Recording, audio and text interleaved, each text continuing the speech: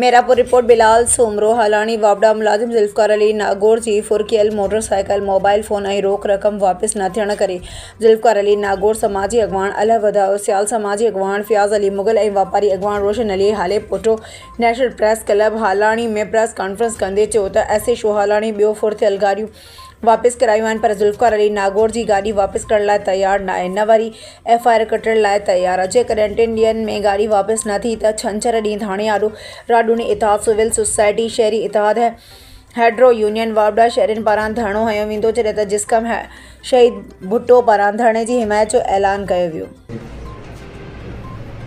जी भाउ तव्हां press club में हींअर आयो प्रेस कॉन्फ्रेंस करण इन बारे में तव्हांजो छा ख़्यालु आहे, छाजे करे आया आहियो हिते?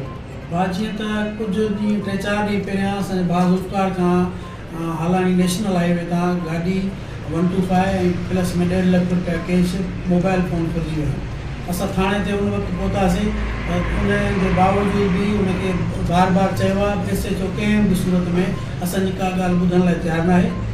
जेके ताक़तवर धुरियूं आहिनि उन्हनि जी बाइकूं फुटजनि थियूं उन्हनि खे वापसि कनि था।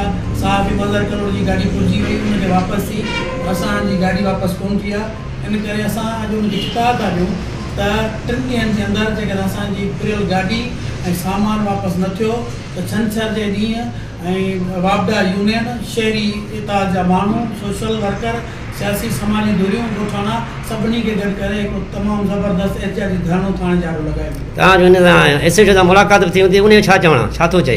अच्छा एसएचओ सां जेका असांजी मुलाक़ात थी उहो चए थो बार बार तव्हां एफआईआर करायो। असां हुनखे चयोसीं बाबा तूं जेको आहे नामालूम एफआईआर भली कर बाक़ी हाणे तूं नॉमिनेट असांखे गाॾी वापसि करे रिकवर करे ॿुधाए त बाबा हिननि माण्हुनि गाॾी ॾिनी आहे असां हुनते बिला शक एफआईआर करायूं था या तूं नामालूम कर। हाणे ईअं जेकॾहिं असांखे ख़बर ई न आहे कि इहे माण्हू आहिनि पूरे विया आहिनि असां गाॾी हुजे साम्हूं त असां उन्हनि ते नाले वार एफआईआर करायूं न। वधीक तव्हां छा चवणु आहे राय मला की तव्हां छा थींदो?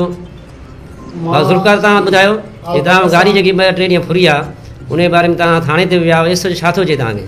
एसएचओ जो इहो चवणु आहे त तव्हां एफआईआर करायो नॉमिनेट एफआईआर करायो। असां जॾहिं त कंहिंखे